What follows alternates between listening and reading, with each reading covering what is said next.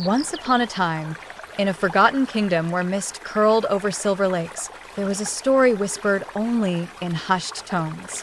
They said that when moonlight fell upon the water, magic stirred, and a secret walked the shore. It was not the kind of tale told to children to lull them to sleep, but the kind that lingered in the heart, heavy and haunting. On the still waters of that lake swam a swan more graceful than any other. Its feathers gleamed like snow beneath the stars, and its eyes held a sorrow too deep for a simple creature. For when the moon rose high and the world was draped in silver, the swan would dissolve into light.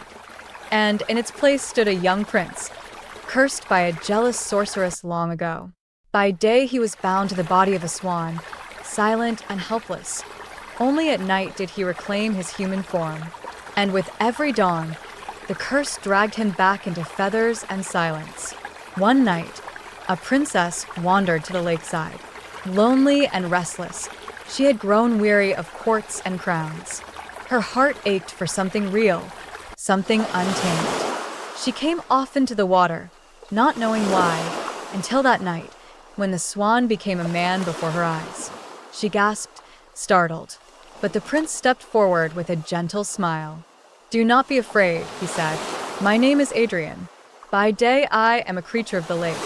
By night only do I walk as myself." The princess felt her heart tremble.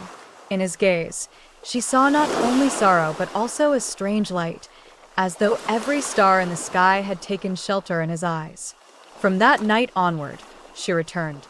Night after night, they spoke beneath the moon. They shared laughter, whispered dreams, and slowly, tenderly, their souls grew bound together. Love bloomed quietly, like lilies opening upon a lake's surface.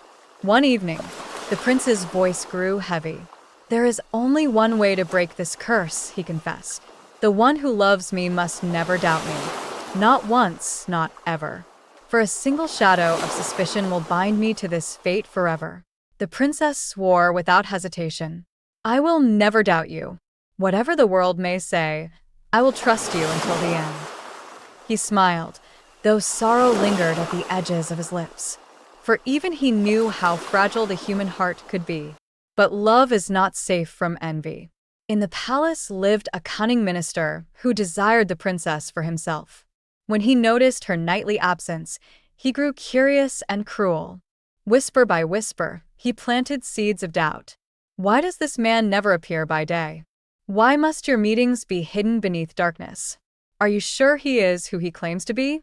Perhaps he is not a prince at all, but a trick of the lake. Or worse, a monster."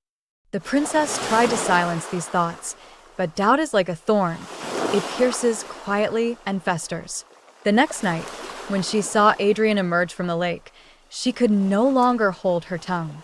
"If you are truly who you say you are, why can you not walk beside me in daylight?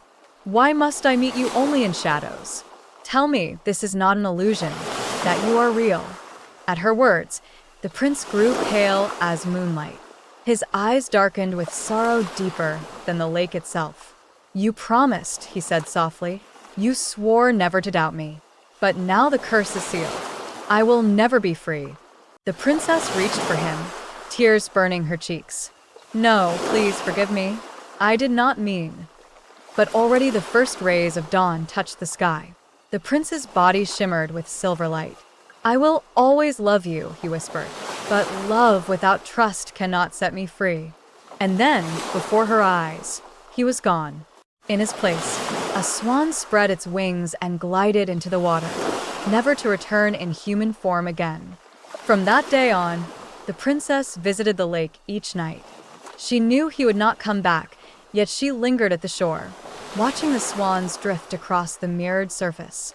And when the moon was full, she would rise and dance by the water's edge, her steps slow and mournful, as if completing the dance that destiny had stolen from them.